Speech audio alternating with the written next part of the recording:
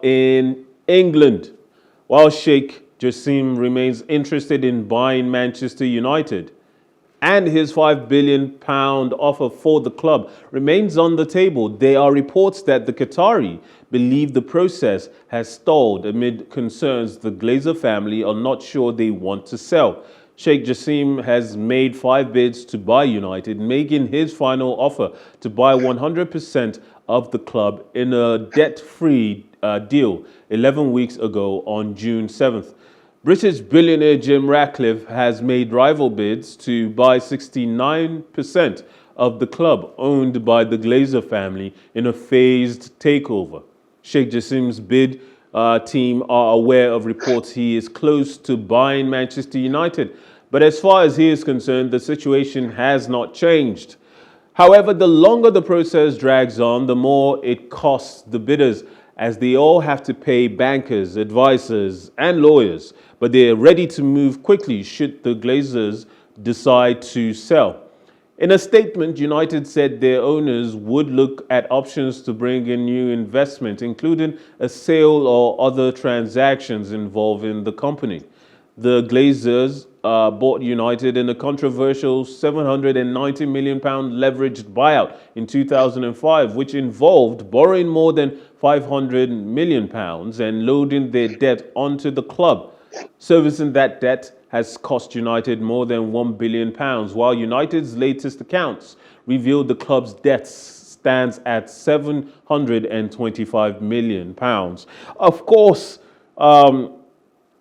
we all famously remember the takeover of Chelsea from Abramovich by the Clear Lake Capital and Todd Bowley consortium. That took a matter of 3 months or so, and it was quickly wrapped up. But it was a very special circumstance. So, of course, the British government wanted to ensure that the club, because it had been put into administration and assets had been frozen, it was necessary to resolve the future of the club quickly so that it as an institution wouldn't fail. However, there's no such pressure on United right now, and so many people are wondering though, why is it taking so long? Even though the Chelsea deal seemed like it happened very quickly, because right now what is holding it up isn't administrative red tape. It seems it's just a matter of the Glazer family saying yes. However, the Glazer family are more than just the two brothers we typically see. And it's reported that some of them aren't certain that this is the right time to sell. So, might it just be a matter of Sheikh Jassim upping his bid? Perhaps an additional £500 million, maybe even £1 billion to buy out the club fully. Because when this whole process started, Sheikh Jassim said he wouldn't overspend. Is it just a matter of money? Well, I'm going to talk as a Manchester United fan, which I am right now. You know, it's very sad what the club is going through, and we've seen the impact of money in current football. In as much as there's impact of money in current football, you still can miss it or can lose it even if you have all the money in the world. I feel like the Glazers are just American guys who are just stubborn and do not want to, would I say, bow to pressure from fans that you guys need to leave this club, let somebody else come and run this club in a better way. And because the club, ever since Ferguson left, has been suffering, we've not gotten its rights in the club. Manchester United and the Manchester City rather got the Saudis bought Manchester City. We've seen the impact of money in Manchester City, how they've grown, hired the best coach, got the best players, and all of that. Even Newcastle, we've seen them buy players, the right players, got the right coaches, and all that. I remember Jose Mourinho saying a lot of people see Manchester United from the outside as a big club, but getting into the club, he understood how small the club is, his greatest achievement as a coach was finishing second in Manchester United because a lot of people did not understand what was going on in the club at the time. So I feel like the Glazers are not running it properly, and they do not want to bow to the pressure of you guys actually need to leave, let other people take over. I feel because the money the Sheikh is bringing is enough to buy Manchester United. Is enough to get the club back into shape. I mean, Chelsea, yes, Todd Boehly came. It was 3 months. He had to sell it, and we understood the situation of Chelsea at the time, where Todd Boehly came to buy Chelsea because Abramovich just had to sell the club and leave the club. Well, there has been a significant clamor for the Glazer family to sell the club for years now, and it seemed to reach the fever pitch last season. And when they announced that they were going to sell, it brought out a lot of joy from the fan base. Even past legends and icons were grateful for the news. How significant a blow would it be for the fan base? And can the Glazer family survive the backlash that is sure to follow a decision not to sell? Because many have been saying for months now, they are worried that the Glazer family are using this process to buy time and then will ultimately refuse to sell. Yes, I mean, generally, I'm going to talk from a general point of view. The Americans always feel they are number one in everything. And now they feel like they can't bow to the pressure of selling the club. I remember when this current coach came into the club, I remember, I read the news and he said part of his contract was he's going to handle his transfers. They should just provide money for him. It's the players he wants, he brings in. The club shouldn't buy players for him. He's going to get his players and all of that. Because it seems like he understood what was going on behind the cameras in the club. And I feel like the Glazers are not just ready to let go of the club. Maybe for financial reasons or whatever reasons, but they are not ready to let go of the club, and it is affecting the club negatively. Well, I just want to correct something you said earlier. The owners of Manchester City are actually the Abu Dhabi group. Yes.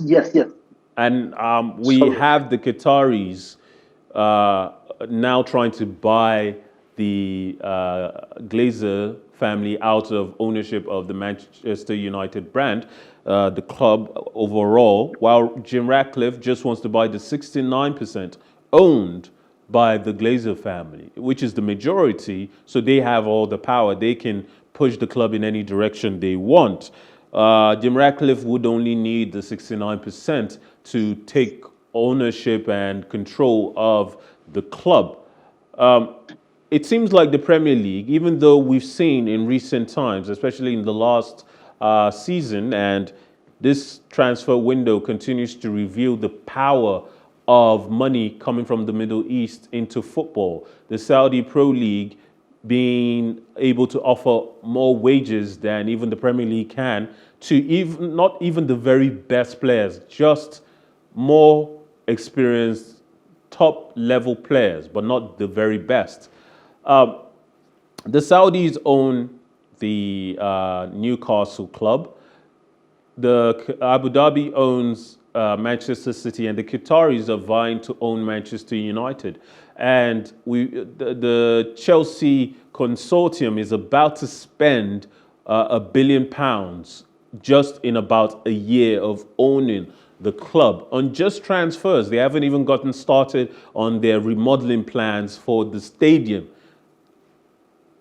Is this amount of wealth that is flowing into the top level of the Premier League, is it going to change anything? Is it going to guarantee success or take us back to a point where we only had maybe top 4 clubs in the league, especially if Liverpool themselves do not get a wealthy owner that can compete on that level? Tottenham do not have a wealthy owner, and neither does Arsenal, that can compete at the level that these clubs are going to be operating at, financially speaking. Well, as I said, you can spend all the money in the world and still not have progress. I mean, we've seen PSG with all the money they spend on players or they spent on transfers. They couldn't still achieve the major aim they've always wanted to achieve, winning the Champions League and all of that. Before Pep came to Man City, they spent all the money, but they were not, there until Pep came. He bought the kind of players he wanted, spent a lot of money on defenders, and he finally achieved what he wanted to achieve. You might have all the money but not achieve greatly. We see the instance of Liverpool, Arsenal. They do not have the wealthiest owners, as you said, but they have a good structure in their team. Yeah, but There's in a a few proper structure. years, these owners at Saudi, these owners at Newcastle, at Manchester United, should the Qataris take over, will have the capacity to buy the very best minds who can create the very best structure and be at the top. Because my thing is that we used to have a top four, a standard top four of Manchester United, Yes. Liverpool, Arsenal, and Chelsea. Though that was a top four. And then a time came along and Tottenham started to challenge on a regular basis, and Liverpool fell out of the top four for a while. Now, then came Manchester City, and they became a regular staple in the top four. So we gained a top six of clubs. And I'm just saying now that it might be possible that going into the future with all this wealth flowing into the top teams, it might be Manchester City, Arsenal, Manchester City, Manchester United, Chelsea, and Newcastle, thereby changing the face of the top four permanently. And everybody else on a season by season basis is just trying to get close enough to compete, because Arsenal are doing well right now, but a time will come where there will be a bad run of games. About Mikel Arteta's status at the club. He might even get moved on. And then the rebuilding process will start all over again. Meanwhile, these top clubs, with the wealth that they have, can survive the financial turbulence of not being in the Champions League for a couple of years. And then when they are back in, they can outspend everybody else, so they stay in. Sorry, I didn't get you. I'm just saying that the top four might change forever, and we might very well be seeing a new ownership structure in the English game, whereby it's foreign money that is dictating the future of the top four. We've run out of time, unfortunately, David. I can't take your answer on that, but it's been a pleasure having you on the show. Same here, Kyle. All right. Have a very good evening, and to everyone at home, at work, wherever you've had the opportunity to catch us. Hope you're having a good evening, and we'll have a good night. Remember, life is never boring with some sports. My name, as always, is Makayo Tinubu. Do have a good evening.